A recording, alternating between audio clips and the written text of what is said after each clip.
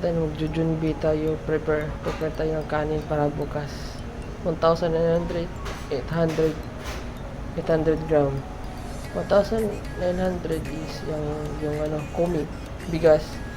Tapos yung kayo, 800 yung kayo. Lugaw na lugaw. Okay. Bago tayo mag-umpisa guys, kukuha muna tayo ng para sa lugaw.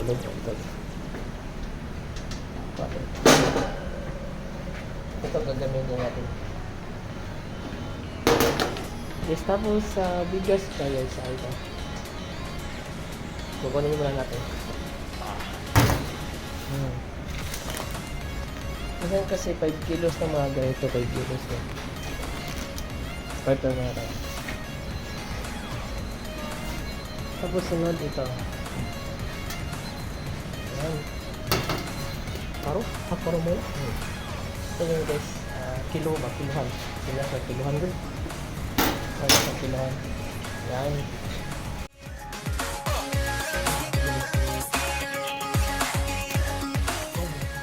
Unahin natin yung sa lugaw yung 800 gram.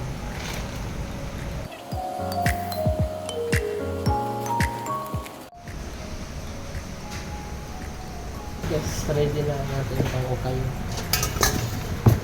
Yan dito kasi nila ilalagay pag maglinis ba nila.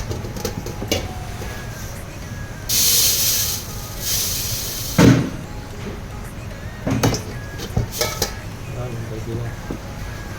Hugasan na natin. Then guys, ready na ang ating hugasan para sa ukayo.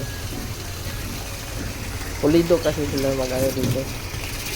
Sakto sa bigay sa Pinas, bigay ba kasi sa Pinas. Dito sakto sa kilo, sakto sa tubig na timbang, sakto sa paglinis sa Pinas.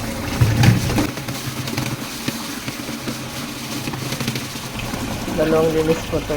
May dalawang linis lang.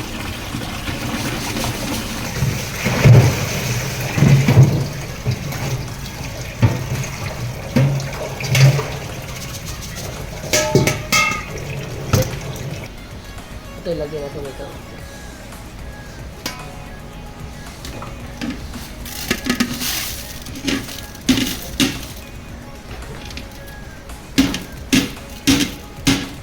Pang lugaw guys, pang lugaw. Kailangan ng yung kapag 800, 8 times siya ng 7 lang daw. 5,600 ang tubig natin. Okay. Kasi may pang ano ng tubig dito. May nakalagay dyan na number. Kaya 500, 1,000, 2,000, 2,800, so 3,000. Okay.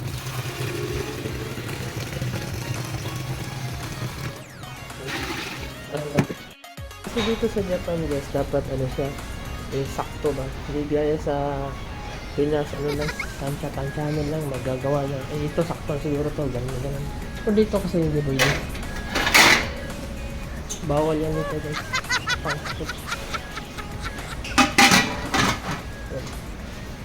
Ready na natin. Ang susunod natin gagawin is yung sa kanin naman. Total naman natin yung kanin. Okay. Para bukas